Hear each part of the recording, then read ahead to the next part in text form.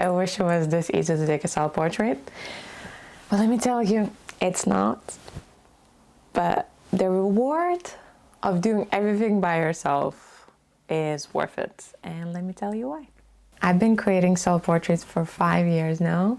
I started in 2020 when COVID happened, and I felt quite devastated to be stuck without people in my childhood bedroom, and I just could not see much hope around me. And self-portraits was something that made me get back to my hustle mode a little bit and just create something beautiful and meaningful and authentic, and learn how to do that on my own, which is really stimulating and really challenging.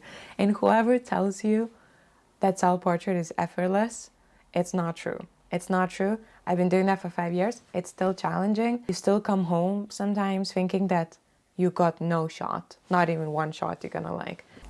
Self-portrait lesson number 1 is that it will never, never, never will look how you want it in the first place. It's just what it is. And it took me years to understand that, and you cannot be in both places, and that does take some energy away. But that is not necessarily a bad thing, because the photo you will create in the end will be more authentic. What I do, I capture a few test shots in the beginning, and then I look at them and I say, this is what I'm working with today. And then you adapt and change and go upwards from there. Expectations that I had before, they won't look like that. You have to let go. You have to learn to let go. And it's been a journey to do that, but now I feel like I am letting go of that. I remember my dad asked me, what is the idea behind and what do you want to do? And it's like, there's a sunset going on, and I'm just like holding this paper mache ball headpiece that I want to put on my head. And I was like, you know, Dad, I cannot answer you this because I do not know. That took me a lot of growth to say it and to accept that I don't know, and that's okay. But that was only last year, so 4 years in, I was still kind of frustrated that I don't know certain things, or I'm not ready. You are ready. Even if you have never took a self-portrait, you are ready to do a self-portrait. That is really important to state as a number 1 lesson that I learned. Second thing I learned shooting self-portraits is that it becomes easier to shoot other people the more you shoot self-portraiture. I feel like it's something about being in front of the lens while doing your job behind the lens, and it's just this magical thing that I honestly see it every time I shoot self-portraiture. You become more compassionate, more open-minded, you start seeing things differently, and I feel like it massively impacted my artistry and my visual perspective to all my shoots that I did for other people. The third thing I learned about self-portraiture is that once you let go of what you can't control, you start loving yourself more. And once you start loving yourself more and appreciating your artist self, the voice of your inner artist starts being awakened. That awakens intuition and everything in your life. So I'm not trying to be dramatic here.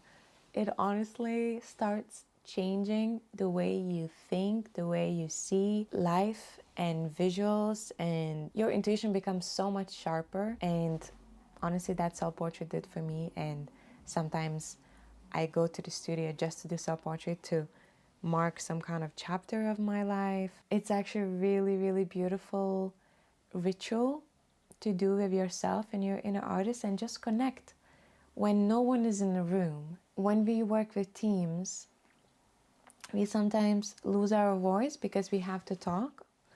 And here, you don't have to talk with anyone. It's just you and your inner artist, and that is so powerful and so magical, and I cannot stress enough about this. Number 4 is that we need to do this on our own. As easier as it sounds to have someone to stand in and you can frame it, this is part of the frustration and challenge that is going to teach you way more if you're on your own, because the resourcefulness starts to be awakened and you start being more open-minded how to make this work. I did most of my self-portraits alone, fully. I had 2 occasions when I needed someone, one to drive me, that was my dad. The patience of other people impacts you on a shoot, and this is the time when you're supposed to be alone and not rush at all. So when you have some other people, they don't get it why you take so long, but this is not about being fast or getting the shot done. It's about the whole process of learning more about yourself. I was doing the self-portrait with the blue light, and I wanted my hair to look like this, and I could not do this perfectly. So I asked this hairstylist to step in, and she did an amazing job. And afterwards, she wanted to stay, and I had to tell her, I'm so sorry, but I cannot do this, because I realized it makes me uncomfortable if someone else is in the room because I need to be in a character. And I think that's a really important stage of creation when you're supposed to be alone. And no one, even if they're your friend, should not really impact in any way your self-portrait shoot. Inner artist is in the room, and that's the only person that should get attention and distract you, you know. Number 5 is that discomfort and challenges kind of creates an adventure that creates a great story behind your self-portrait, which always comes and it becomes so meaningful. And that photo, because it has a story, it will never be the one that you're like, oh, I cannot look at this, because it has such a story, has such a memory. I really want to urge people to create a story behind it, or like have a really nice garment to wear, or be in a room that brings them meaning. The energy needs to flow, and just this whole photo is so precious because you're most likely going to use only one photo from all this session that you made. And that photo is going to mean so much to you if the story behind is as beautiful or even more beautiful than the photo itself. But that doesn't matter, because the photo captures the memory, and we are creating a memory. Self-portrait is a memory, guys. It's not really about self-portrait. It's about the moment of life that you decided to take this photo. Number 6 is quite basic. It's about giving enough time for self-portrait, maybe not even planning anything for the whole day.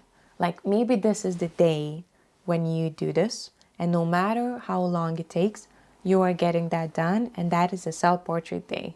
If you can afford that, it's a beautiful practice, because if you just do it for 1 hour, yes, you might get it done in 1 hour, but in my opinion, that is just a selfie.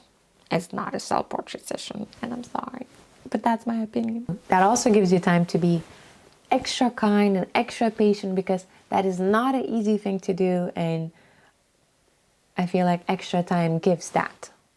Extra time is extra kindness, you know, because you are giving yourself time to make it right and make it beautifully, because you need to be extra kind to yourself and give it time to breathe before and after. The next one is that most likely when you go home, you will feel like you got not even one shot that you love. I don't know why that is, but it is. And it's still bugging me every single time. And I know, like, Ostea, okay, like, this might change. You will go on your laptop and you will see it and you might love it. And, you know, once that happened, I stopped doubting that it's gonna work. I remember I did this shoot in a sand quarry, like a sand mountains. And I only had like 20 shots. And I was like, you know what? I don't think I got it. And it made me really sad because I really loved this place and everything. And I remember I flew home and I was just here at my desk at night. And I looked at these photos, playing some music. And I started to cry because it was so beautiful to see that I made this done by myself. Something that was supposed to be full production, you know, and I from 20 shots, I just had that done. That is still a really special memory for me. And those photos are something that I will always remember as a beautiful memory, because I was like an alien of my own country, of my own hometown. And you know, I put this paper mache handmade done prop 24 hours before, and I was just in this world that when there is no people and I'm just on my own in my own world. And it was such a magical, one of my favorite self-portrait sessions that I done. One more thing I would recommend is doing more than 50 shots. I know that sounds ridiculous because during the shoot we do like 400, 500, but when it comes to self-portraits, it's not that easy to do so many, and you get way more exhausted than doing just photography, because you're a subject and it just requires twice the amount of energy, and you just have to be mindful with that. But 50 is a great number. And the last one, but definitely not least, is that you have to bring your favorite snacks. At least 2. Because you will feel so drained. Not to spoil anything. You'll feel so drained because it's a twice the amount of energy, because you have to be a photographer and you have to be a subject, and there's no time to chill because you're alone. So if you don't work, nobody works, you know? So you just have to nurture yourself from inside and just make sure you're being kind to yourself and your brain is working because you ate something, you know. And that is it, guys. I hope you enjoyed it. I hope you learned something new. This wasn't a technical one because I feel like the technical little things, you can find it online. And even if you don't, magical accidents happen. I really wouldn't stress much about self-portraiture technical side, because it's not about that. It's about playing. It's about being with your inner artist, having a little date with your inner artist, and just following your intuition and where it goes. And everything else will follow. If you have any questions, leave a comment, send a message on Instagram. I'm always happy to answer. And yeah, that's about it. Until the next one.